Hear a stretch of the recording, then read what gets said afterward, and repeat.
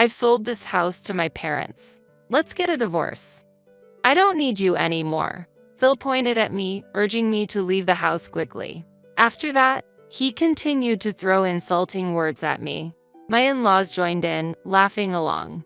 However, I remained undisturbed by such comments and calmly accepted the need to leave. I had a plan. After quickly preparing my belongings, I left the house. Those three still didn't understand the true hardship that was about to unfold. My name is Rachel Wagner. I'm in my 50s. After many years of marriage, my children are already independent. Although I used to work as a regular office worker, I am now a teacher of handmade accessory making, a hobby of mine thanks to a friend's introduction. For me, getting this job was a stroke of luck. I enjoy my beloved craft, surrounded by kind and caring students. While some may frown upon continuing a hobby as a profession, I feel fortunate to be in such a wonderful environment. I met Phil at the company where I used to work. Although we were at different companies, frequent interactions due to business dealings led to a mutual attraction that led to dating and eventually marriage. 3 years after getting married, I gave birth to a healthy boy. He graduated from a top university and secured a job at a major company. He now lives with his very attractive wife. As a parent, I feel unparalleled joy. However, my daily life took a turn for the worse. Decades into our marriage, with our child out on his own, Phil's once gentle nature had vanished. "Hey, Rachel, isn't dinner ready yet?" Before I knew it, I was being treated like a convenient housekeeper, constantly ordered and directed. Worse yet, his demands changed daily. One day, he complained the soup was too strong, so I made it lighter the next day, only to be yelled at for it being too weak. Experimenting, I served the same taste every day, only to be constantly criticized for it being too strong or too weak. I had felt it before, but perhaps he was just amusing himself by troubling me. That thought was disappointing. How childish he seemed. No matter what I did, Phil would quickly become angry, frequently hurling disrespectful words at me. Living this way made me desperately want to leave, to escape from Phil at the earliest opportunity. I've thought about it countless times since he changed, but there's a reason I can't leave. It's because of an outstanding mortgage. Phil quit his job suddenly without reason and now spends his days idly at home. Despite this, he never helps with the housework. When I return from work, I find a floor littered with empty alcohol cans and snack wrappers.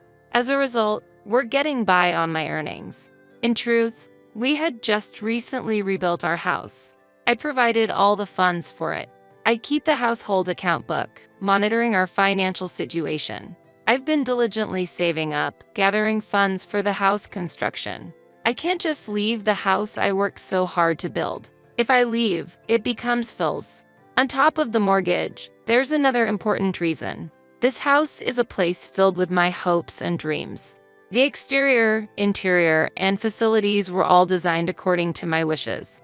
What I particularly like is the spaciousness of the kitchen. Our kitchen is very spacious, making it a comfortable environment for cooking. During meetings with the designer, Phil frequently interjected his opinions, but when I firmly said, "I'm providing the funds, so I'd like my wishes to be considered a bit," he fell silent. Months passed, and despite various difficulties, our house was finally completed. Not all my wishes could be met due to budget constraints, but still, our ideal home was built. I am very satisfied with the outcome. However, on the flip side, we ended up with a large mortgage due to going over budget. Having a substantial mortgage in my 50s is tough, but thinking about my dream home gives me strength. Despite it being a new home, Phil seemed dissatisfied that his opinions weren't much reflected. He complained, "This facility is unnecessary. It's a waste of money." But he gradually stopped grumbling when I ignored him. Instead, he started to leave trash around and deliberately dirtied the room. Was it out of spite? When will this situation improve? These thoughts weigh on me as I go through my days. A few months after building the house, the doorbell rang unexpectedly. There were no visitors scheduled for today. Who could it be? As I started to move slowly towards the entrance, Phil suddenly stood up as if he realized something and hurried toward the door. There was a sense of anticipation in his behavior. After a while, cheerful and lively conversation could be heard from the entrance, growing louder over time. When the living room door opened slowly, unexpected visitors were there. What? Father and mother. Yes, there stood my somewhat difficult-to-handle father-in-law, Henry, and mother-in-law, Debbie. When we first met, they had thrown demeaning words at me. At our wedding, they even complained about trivial things. Their interference continued afterward, causing me much distress. Recently, our contact had decreased, and I thought we had found some peace. But then this visit happened. Even though I politely said hello, they passed by as if I was air, deliberately bumping into my shoulder. Look, isn't this house wonderful? I want you to see various things here. Phil eagerly spoke. What a nice house. How happy one must be living in such a lovely place. The kitchen is so spacious and functional, exclaimed my mother-in-law. Indeed, it's enviable. I can see why you two would be comfortable here, praised my father-in-law. Phil showed them around the house, explaining features that piqued their interest. When they returned to the living room, there was a satisfied smile on my in-laws' faces. However, in contrast to the cheerful atmosphere, Phil scolded me loudly. Hey, aren't the coffee and snacks ready yet? How can you make my parents wait? Rushed by his angry voice, I hurried to prepare the coffee and snacks. But since there was no prior notice of the visit, I had to serve whatever snacks I had on hand. This made them upset. What kind of joke is this when your husband's parents are visiting? Really? Always a petty woman. They expressed their dissatisfaction but finished all the coffee and snacks provided. This house seems really comfortable to live in. Dad and Mom, you're always welcome. Don't hesitate to come. After that, they left without saying thanks for the meal or anything else. Ultimately, their attention was solely on Phil, only glancing at me when expressing their complaints. After they left, I realized something. It had been a long time since I saw Phil laugh so brightly. From that day on, at Phil's invitation, they began visiting frequently. Initially, it was about twice a month, but gradually it increased to once a week, and eventually, they started coming almost daily. Most of what they said during their visits were complaints about me. Phil never defended me. He just nodded along with his parents' remarks. He even agreed with his parents' opinions and complained about me. Rachel really doesn't listen to what I say. It's troubling me. Rachel is really a high-maintenance person. I felt it since we first met, but to see her troubling my son like this, I never intended to trouble them. In fact, I am the one who is troubled. Yet, I couldn't convey this and merely apologized. Their visits seemed to continue. I couldn't be sure because they visited when I wasn't around, and I didn't see them every day. Nevertheless, they seemed to drink alcohol during the day, and when I came home, empty cans were scattered on the floor. The newly bought rug had stains from spilled drinks. Could you at least clean up the empty cans? The new house smells of alcohol, and there are stains on the floor, which is troublesome. Quiet. You should just keep earning money in silence. Just do as I say, okay? Understand? Really now. It seemed he didn't realize who was earning the money for the alcohol. Besides alcohol, Phil also spent money on gambling. Occasionally, I would find crumpled betting tickets next to the alcohol cans. When I realized Phil was gambling, I tried to advise him. We didn't have financial leeway in the first place. If he continued to waste money on gambling, our situation would only worsen. It's one thing if it were his income, but using the money I earned, I feel more sadness than anger. Weeks have passed since his parents began visiting frequently. They would still come when I was not home. How should I turn this situation around? Sometimes when I came home early from work, I would find them brazenly using my home's facilities. I let out a surprised "ah," and when they noticed me, they clicked their tongues. My presence seemed to be an annoyance to them. Yet, this is my place. There's no reason for me to be treated as an unwanted presence. How should I overcome this difficult situation? I was already at my limit taking care of Phil, let alone dealing with his parents. Finally, I decided to confront Phil and his parents and began to formulate a plan. A few weeks later, they unusually visited while I was home. "Hello. It's rare for you to come when I'm here," I said sarcastically, and they gave me a sharp look. "If we knew you were here, we would have changed our visiting time. You always look so unremarkable." It was clear that my presence made them uncomfortable. They brushed past me and entered the living room confidently. "There you are. We've been waiting." Phil greeted his parents with a smile and led them to the kitchen. They seemed to think of this place as their home. In the kitchen, Debbie happily operated the equipment. "This kitchen is nice. I can't wait to use it. The food Mom makes here will surely be exquisite." After tinkering with the appliances, they said, "Let's check the bathroom next," and proceeded there. Inspecting the facilities of our house, which they had visited frequently, felt strange. It was as if they were doing a final check. With a look of anticipation, they left the house. "What were you doing? That's none of your business. Keep your mouth shut." Even when I asked what he had been up to, Phil told me nothing. But it doesn't matter if he doesn't tell me.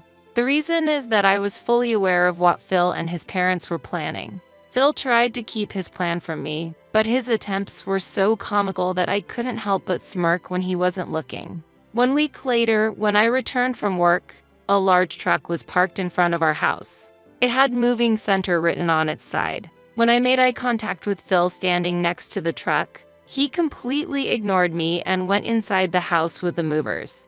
Uncertain whether it was the right time to enter, I stood outside and watched just as his parents arrived. "Oh, you're already here, Dad.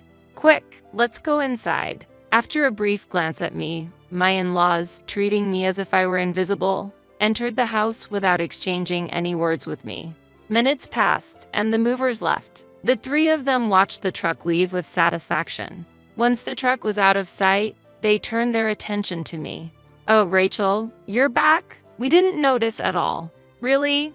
When did you get back?" Pretending to be innocent, they approached me. "We need to talk. Please, come inside." As I stepped in, I noticed that most of the furniture had been replaced with items from Phil's parents' house. My beloved shelves and desk were gone, likely taken away by the movers.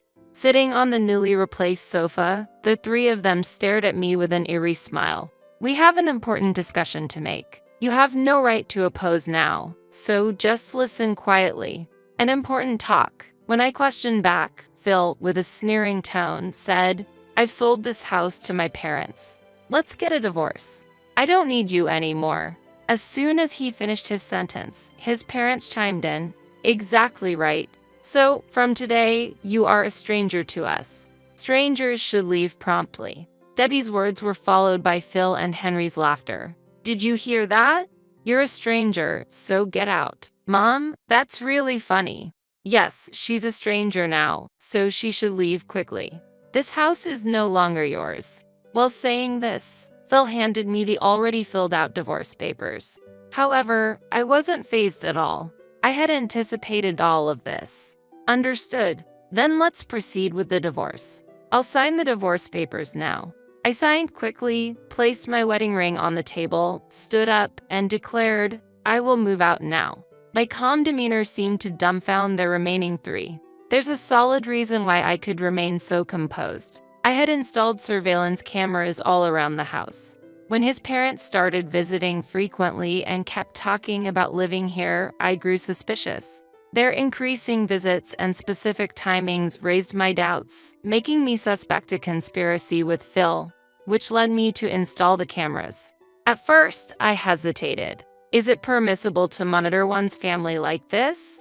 I feared that if nothing untoward was happening, I would be the one criticized. But, driven by daily stress, I finally decided to install the cameras. I could check the footage from these cameras on my smartphone at any time. Whenever I took a break, I started checking the footage. On the first day, there was no significant change. His parents visited, and they engaged in casual conversation with Phil. The focus of the conversation was Phil's daily grievances, and his parents just nodded sadly. "So you've been feeling that way. Truly, she is no good, causing her husband such distress." The video also captured their voices clearly. Have they forgotten who have been supporting the household? Since installing the cameras, I've been pondering how they will manage their living after I'm gone. Days later, the screen showed Phil and his parents in an unusually cheerful mood. What had happened? Listening carefully, it sounded like Phil was discussing selling his house to his parents. When I first heard this, I thought it was a joke, but the discussions about selling the house continued the next day, and the day after that. It became undeniable that Phil indeed intended to sell the house to his parents. His parents were enthusiastic about the plan, discussing various projects like buying new furniture and making the house barrier-free. After hearing these conversations, I secretly began looking for a new house. The surveillance footage recorded the mover's schedule and the divorce plans. I prepared to move to a new place in time for the day I would be driven out. I also initiated the process to change the name on the mortgage contract. Since the divorce was decided, the house was no longer mine. Therefore, I thought it appropriate to transfer the payment responsibility to Phil and his parents. The mortgage I was paying was $2,800 a month. I doubted they could afford it, but that was to be their problem after we get divorced. I intended to refuse any requests for financial assistance. Driven out from home, I headed to my new residence. New furniture was already arranged there, and I was ready to start a new life. Exhausted, I collapsed into bed and fell into a deep sleep. Luckily, the next day was a holiday.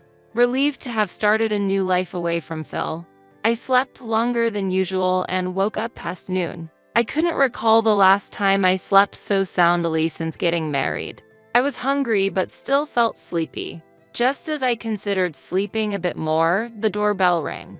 When I responded, I saw an enraged Phil and his parents. What? Why are they here? I didn't recall sharing this address. How did they find this place? Without giving me time to wonder, they barged in. Then, they suddenly produced a document. What's this? A notice for changing the mortgage name? Yes, that's right. I no longer live in that house, and effectively, we are strangers. Even so, right after I moved, they received the notice for the mortgage name change. They seemed shocked by the amount. We have no income right now. How can we pay $2,800 a month? That's right.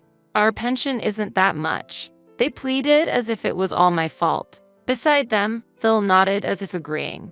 No matter how much they blamed me, the situation wouldn't change. Maybe the house was a bit luxurious, but it's true that we went over the budget. But who was it that neglected to seek information and lazed around every day? Moreover, they themselves were trying to forcefully acquire a house that belonged to someone else. Had they known the actual amount of the mortgage, they probably would have reconsidered. While I remained silent, Phil, visibly angry, crumpled the document and approached me. Just so you know, I have no intention of paying such an amount. Leaving those words behind, he threw the document onto the floor. His parents remained silent about the situation, seemingly unaware of what non-payment of the mortgage would entail. I hadn't expected adults to lack such basic knowledge. You're free to choose not to pay, but do you understand the consequences? You'll end up having to pay it anyway, won't you? They seemed to misunderstand that I would ultimately be responsible for the payment. So, I elaborated on the specific consequences of not paying the mortgage. In fact, if you don't pay, late fees will be added. That means you'll need to spend more than $2,800 each month. Do you understand? Is that some kind of joke? Unbelievable. You're the ones who are misunderstanding. Why don't you check the details yourself? After that, Henry encouraged Phil to verify, and Debbie showed a similar response. Seconds passed, and Phil's expression gradually turned serious as he started operating his smartphone. I can't believe this is happening. I told you the cost would increase if you delay. You can find this information online. The three of them stared at Phil's smartphone. Debbie was the first to speak up. We don't have any money. Oh, right. What about savings? What's happening with the division of assets? There are none. Since Phil hasn't been working and squandered everything on gambling, there are no assets left to divide. I stated this definitively, causing Phil's face to turn even paler. So, I recommend you give up and look for a job. It's a waste of time to linger here. What do you mean? We've been together for years. Don't you think you should help out a bit? Do you realize how much we've supported you? I had no memory of being supported. I couldn't recall any assistance from his parents. I haven't received any help. I communicated this clearly and understandably, but they kept pleading, trying to rebuild our familial relationship and revive our marriage. I found it bothersome to even engage with them anymore. I forced the noisy trio outside and called the police, reporting that there were loud people outside. I treated their complaints as if it was someone else's problem. Indeed, in reality, they were now strangers. As a result, they were taken away by the police for causing a disturbance outside my house. After the police inquiry, they decided they couldn't afford the mortgage for economic reasons and moved to a small apartment out of town. I heard they finally understood the importance of working and were striving to find jobs, though unsuccessfully. Phil, however, managed to find a part-time job and was barely supporting the two of them with his modest income. As for me, I'm busy with work, but started a blog about my handmade crafts, which has doubled my income. The blog has received a lot of positive feedback, and I've been getting more requests to teach at handcraft workshops. Now, I prioritize living an independent life over marriage. During this time, I found the household ledger from when I was living a frugal life. The memories. I felt a wave of nostalgia. Those challenging days are now a valuable experience. I vowed to seize happiness with my own hands and put the ledger away.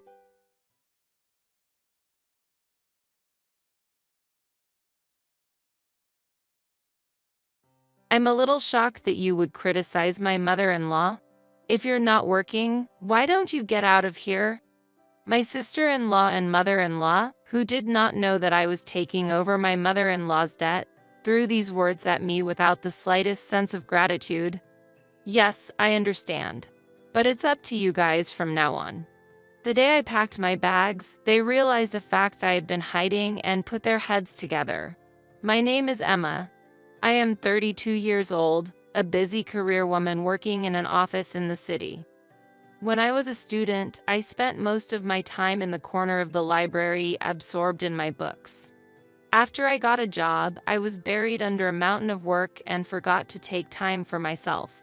One of my friends, who sincerely cared about me, said, "Emma, why don't you try to cherish your love life a little?" And she organized a group blind date for me. Then, a man whose eyes met mine was John, who worked in a building in the city center. He is a fresh salaryman working in a building in the city center.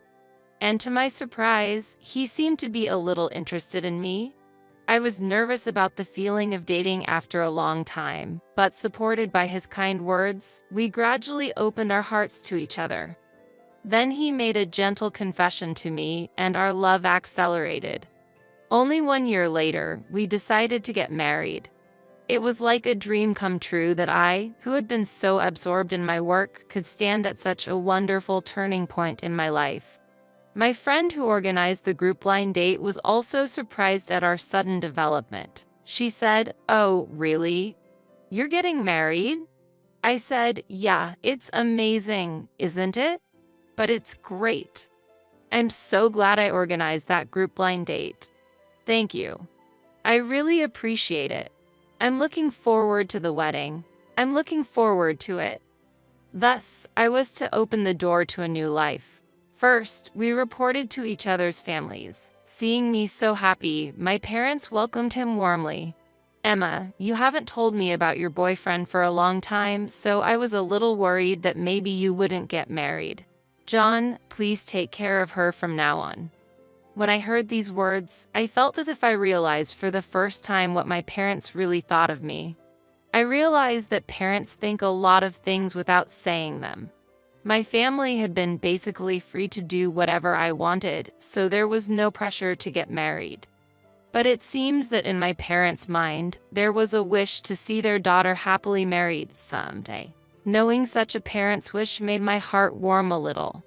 And when I visited John's house for the first time, I met his family with nervous excitement. But his mother and father were both very warm and made me feel very safe. Next, we had dinner with the whole family. While I was looking forward to it, I was also a little nervous, especially because I had heard that John's sister, Melissa, was there. She was only 25 years old, and her choice of words was a little rough at times, which made me a little confused. She asked me, "Emma, you're already at that age. Weren't you getting married too late?" I was a little shocked to hear her say things like, "I would have decided sooner if I were you." But John followed up and we had a nice dinner afterwards. We then planned our wedding and had a happy wedding at a place we loved. We had a lot of friends and family there, and the day was really great. Our honeymoon was so much fun, and when we returned home, we started our new life together. Life together was fresh, and every day was so much fun. We went out on dates and watched movies at home. I felt that newlyweds are really happy. It has been about 2 years since we got married. One day, our peaceful everyday life changed drastically. We received the news that my father-in-law had passed away. Of course, I knew he had health problems, but I had not expected him to pass away so soon. My husband and I were deeply saddened by this sudden news. My mother-in-law's grief was especially deep, and I could feel her emotions as I looked at her. But our surprise was compounded by what we subsequently found out. In fact, my mother-in-law was in deep debt. It was apparently due to the fact that she had been cheated by some unscrupulous person and lost a large sum of money. When we learned of this fact, we could only gape. My husband, with his usual gentle nature, said he wanted to help her somehow. So, we decided to use our shared savings to reduce my mother-in-law's debt as much as possible. I thought it would be too hard for her to bear that heavy debt alone after my father-in-law's death. However, my mother-in-law's reaction was a little unexpected. She said something like, "If I am in trouble again, can I ask John for help?" My husband was a little surprised and replied, "That's a little." My mother-in-law said something positive, "But I'll find a way to get more money somehow." But my husband was worried. "I hope that's not gambling." We kept a watchful eye on my mother-in-law and were on the lookout for any trouble she might get herself into again. In the midst of all this, my husband was suddenly injured and had to be hospitalized. That event also became a big ordeal for my husband and me. Since every day was spent flitting back and forth from the hospital to take care of my husband, I never noticed any changes in my mother-in-law's daily routine. Then one day, after my husband was discharged from the hospital, I decided to pay a little visit to his parents' home. During our first reunion in a long time, I could sense that something had changed in the atmosphere. "Mom, long time no see." My husband greeted her with a smile, and my mother-in-law said, "John, you are getting better. Can you run again?" She smiled at him and said. While smiling at this exchange, my husband began to flip through my mother-in-law's bank book. To his surprise, the money in his mother-in-law's bank book, which we had accumulated after her previous debts had been repaid, was almost completely gone. "What's wrong with this bank book, Mother?" my husband exclaimed in surprise, to which his mother-in-law replied with a slightly embarrassed smile, "You know, I had tea with friends and found a nice little bag. And then I found myself in this mess." She laughed bitterly. With that one word, my husband and I froze in complete surprise. It was as if we had saved money for our mother-in-law's future, and she had spent it happily without a care in the world. My husband couldn't help but say, "Mom, you shouldn't spend it like this. Do you know how much we put our hearts into giving you money for your future?" He said something like that. Seeing my mother-in-law's remorse, we became truly concerned about her future. We suggested that she move in with us to support her life closer to us. When we broached the subject, my mother-in-law's eyes lit up with joy, and she gave up her house and moved into our apartment. Our new shared life together began, and my mother-in-law seemed to enjoy every day of it. The three of us laughed and talked around the table at every meal, and my mother-in-law volunteered to help with the housework, which made life surprisingly easy for both of us. Her upbeat mood was infectious, and our days became brighter and warmer. I said, "Mom, what would you like for lunch today?" I think I'll have Udon. That sounds good. Since I was working remotely, I was in a position to monitor how my mother-in-law spent her money. Since my husband and I, provided her living expenses and my husband managed my mother-in-law's account, there was supposed to be no worry about her spending excessive money. However, we kept a close eye on her, worried that she might spend the money in some way. These days continued, and in no time at all, 6 months passed. One afternoon, while we were relaxing in the living room, the intercom rang. We wondered who it was, and when I answered, I found my sister-in-law, Melissa, standing there. I said, "Melissa, it's been a while. Is my mother there?" I was a little surprised to hear her ask such a question without even saying hello, but I showed her into the living room. "Mom, it's been a while." "Oh, Melissa, what brings you here?" "I just wanted to see your face once in a while." "Thanks, I'm glad you're here. How are you?" "Of course. I'm fine. John is with me." "So, do you want to go to lunch with me?" "Sure, let's go." Melissa must have taken my mother-in-law to a restaurant or something. We decided to wait at home. When they came home in the evening, we looked at them and their faces changed. Then Melissa said, "Emma, you are tormenting my mother, aren't you?" I was surprised and could not understand what she was saying. My mother-in-law also looked at me sternly. My husband said, "What are you talking about? There is no way Emma would do such a thing." He immediately took my side, but Melissa would not budge. "John is being deceived too. Mom says she can't go outside and she hears Emma is saying things inside the house." We could only be amazed. Indeed, there were times when my mother-in-law would ask to go shopping and we would refuse because she would waste money. Also, my mom said you were taking her money. I had to admit that this statement surprised me. Did my mother-in-law think so, or did Melissa blow it that way? In any case, it seemed that Melissa and my mother-in-law had joined together in accusing me. "Now, what do you want from me?" I was about to feel like I was bewitched by a fox. What on earth did they want to tell me? I wondered if they just wanted to say something to me. At that moment, my sister-in-law said something I never thought she would say. She said, "I want you to leave our house. I feel like my mother can't really live happily with you. Because I can't believe you treat my mother-in-law so coldly." Her face clouded over. My mother-in-law looked as if she wanted to say something and turned to me. "If you were gone, I would be able to relax and enjoy my time with John and Melissa." I was surprised by her words, but I could not say anything.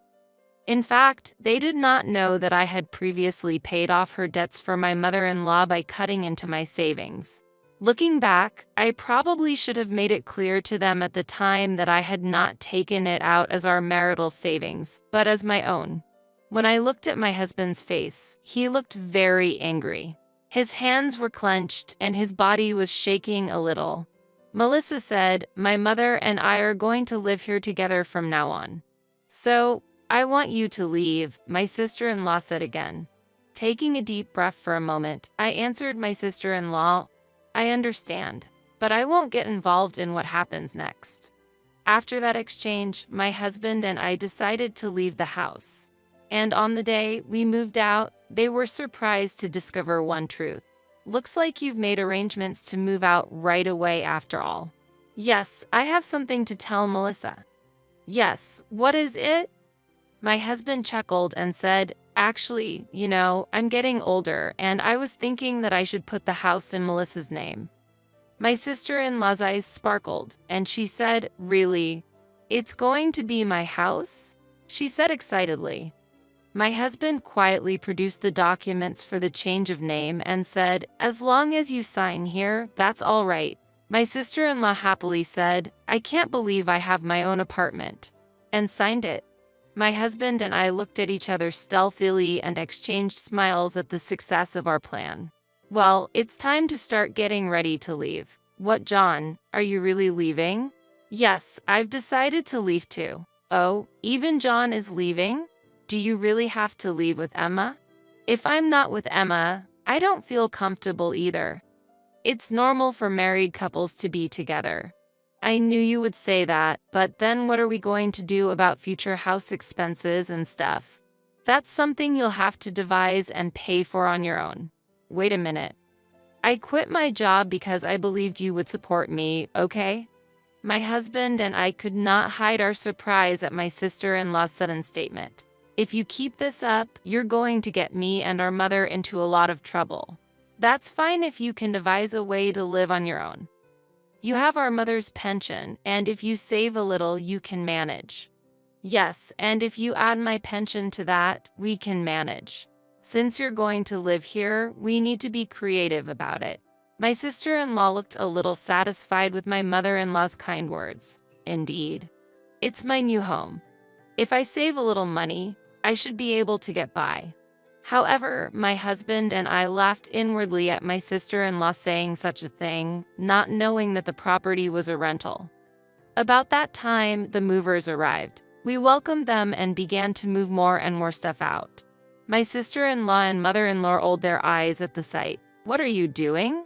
Getting ready to move out. Are you taking everything? Of course. We bought all this stuff. Do I have to buy everything new? That's right. I wish you had known that and acted accordingly. Well, we better get going. My husband smiled and said, and we left the house. My mother-in-law and sister-in-law froze in amazement for a while. After a while, my sister-in-law called my husband's cell phone. She said, "Hey, John, what's with the rent bill all of a sudden?" I was a little mistaken. Could it be that I am not the owner of this house? Who told you about that? Well, I'm actually renting this house. The document you signed at that time, which was the rental agreement. So, it's only natural that you should be charged for the rent. Seriously? I didn't know that at all. It's where you live, so you have to pay the rent. But my salary is not that much compared to you. You may laugh, but Emma actually makes more money than I do.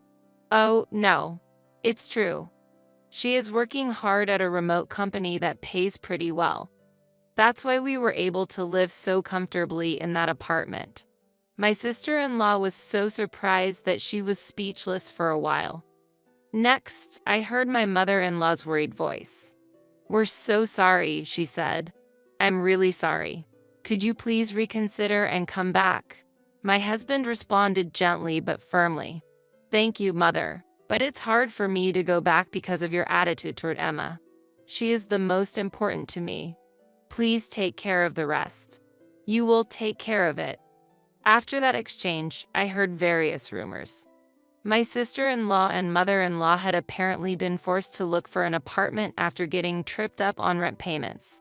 They are now trying to make do in a small apartment that is barely big enough for the two of them to live in, but it is said that they are having financial problems and occasional fights. They are also concerned about the neighbors' eyes on them. John and I have started a new life in our new house. Every day is fun and full of happiness.